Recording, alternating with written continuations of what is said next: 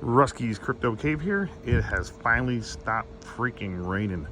And it's been raining here pretty much every day since Wednesday last week, on and off, when I did my last video. My additional intake vents came in with all the rain. Didn't get a chance to install them. Got stuck at work a little later than anticipated. And I only got a couple hours of daylight left, so I don't want to get involved and start cutting some holes and not be able to finish everything up. So I'm not going to get to them today, so I'll have to get to them Wednesday. But I haven't been in the shed since last Wednesday. We got a lot of rain, so let's go see.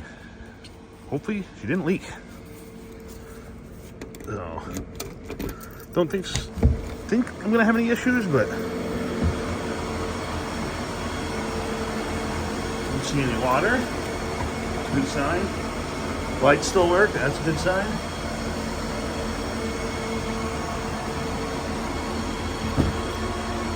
Some extra sawdust in there and whatnot from the conduit. These two fans are off. And actually, I have the inline fan for the ASIC hooked up to port number 3, which is where this fan would be normally installed. You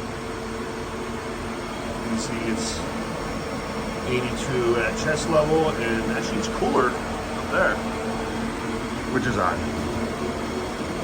Check the intake side. Looks like we got a dead fly. Doesn't look like any moisture came in. It's all dry there. And you can see I do really need to get the filters back in there. The screens are trapping some of the big stuff, but not the small stuff. It's getting right through.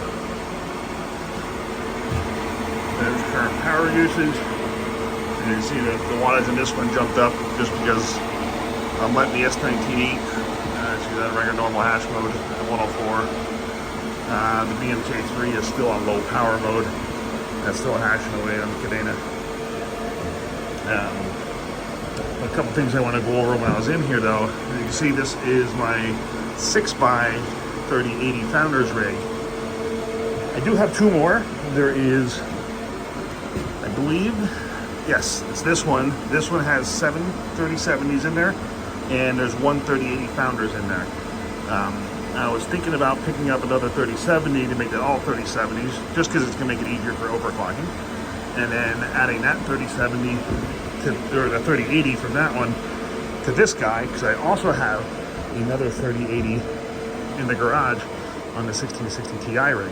I just kind of randomly hooked up to that rig for whatever reason. And I have a couple of 8 GPU beta frames lying around. I currently have one of them is being used with my 5900X CPU rigs, which eventually I want to move them in here too. We're putting them on a 8 GPU beta frame and putting them right here. Because as you can see, I have plenty of room to go width-wise to add more and switch this, because this is a AAA wave or whatever it is, 12-card GPU rig. But with the 3080s, they don't really like being too close to one another. Because I had them in Octominers before mining ETH, and temps were getting high. And some of these have the copper plate mod on them, some of them don't. As you can see, and I replaced thermal pads. You can see the little labels I put on them. But the way the 3080s are designed, that is like an intake fan blowing that way, and this fan actually blows out.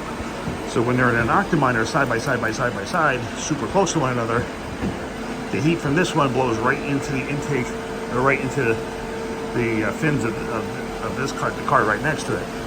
So the temps are getting high. So I put them in this rig and split them apart, and actually have a little bit higher speed fans than like your normal 120s. I don't remember exactly the CFM of them, but they're a little bit higher than normal, just to move some more airflow around them. But they definitely do like to be spaced out. And then if I do put them in an 8 GPU beta frame, I also have 3D printed 45-degree angle mounts to kind of direct the fan up and away from the one next to it. So I don't know how well that will work. I'll have to mess around with that and see how they go. But that could be a possible another video in the future I could swap everything over to that using those mounts and seeing how that works. But another idea I had, I have 4 CPU mining rigs, a 2700X, a 3900X, and 2 5900Xs. I thought about putting them on the wall in the corners here, tapping to the outlet there for power. I don't need to put them on 240 because they only, all 4 of them maybe use 500 watts if that. And just mounting them on the wall here in the corner, getting them out of the way. Or I did actually buy the stands from Chump Change and Misfit Mining, and I could just line them all up here on top. But I wouldn't mind having the extra space up here at top just for anything additional, or I have another mini Doge out in the garage. I can bring that in here. But just kicking around some other ideas. And the other thing I am kicking around is I am sitting on a decent amount of Bitcoin and ETH. Possibly thinking about picking up 10 to 15 S19J Pros and having them hosted somewhere. Because I did the math, and about 15 of them I could recoup the BTC that I would spend in about 10 months, maybe 11, or maybe even 9.5. It just, to me, in that ballpark. All depends on the difficulty.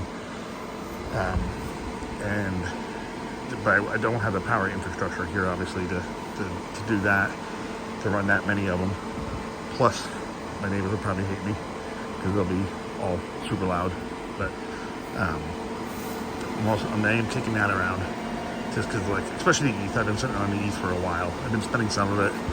I actually bought that S19 and the BMK3 with ETH. What else did I buy? All the Octominer cases, I spent about 0.1 Bitcoin on those when Bitcoin was about 45 grand or so. So that's where I got all those from. So they actually made out. The Jazz Miner actually I bought with ETH. Also when ETH was very high. And what else did I spend ETH on? I bought a few other things. I think my very first, I have 6 Octominers. I think my first Octominer was bought with ETH as well.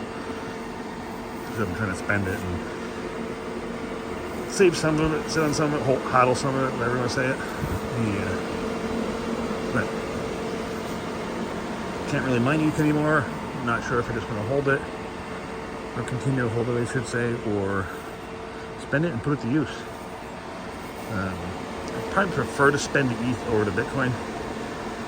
So I did have a goal of mining 1 Bitcoin over the years, whether it's through nice hash. I did run some S9s previously, and I think I mined about 0.15, 0.16 BTC on, used to be Slushpool, and now it's called Brains, which is currently where that S19 is on Brains right now. But the S19s did mine about 0.15 Bitcoin on those. Those were a pretty good investment. Bought them used for about 150 bucks. Sold them broken. Each of them had a bad hash board, didn't run correctly, for about $230 after using them for about almost 2 years. But I did sell them in 2021 when everything, in the bull market, when everything's going crazy. Kind of got lucky with a bunch of stuff like that. I sold my RX 580s during that time, my 1070s, and I just kind of used that money. And granted, I did way overpay for the 1080s, or the 3080s and the 3070s that I didn't buy, but those cards that I sold basically made my money back, plus almost double them on some of them. And so I used those profits to reinvest into more efficient hardware. And plus I needed tax write-off because 2021 was a big year for mining income that I needed to all the write-offs, and still ended up cutting a big check to Uncle Sam. So last year was much better. I still had a lot of expenses because I was still buying cards in early 22, and they're still overpriced. And but then some of the more recent cards that I bought, like the 8x3070 EVGA cards, I did get a pretty good deal on those.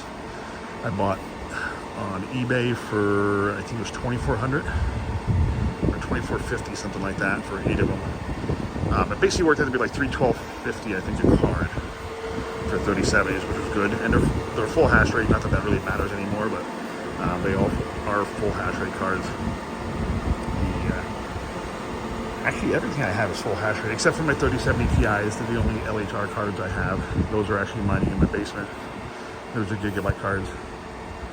And I bought most of those, I believe, from eBay and Newegg, I think. So, but let me know in the comments below what you think.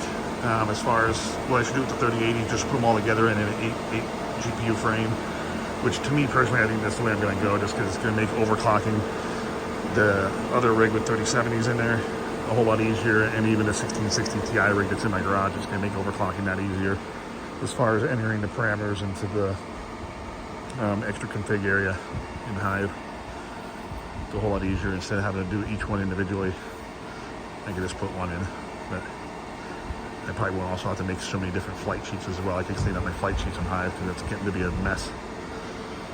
But other than that, no real progress, any updates yet until I get to start working and cutting some stuff up, which I'm thinking will probably be Wednesday, as long as the weather holds out. So you just have to wait and see. But until the next one, I'll catch you guys later.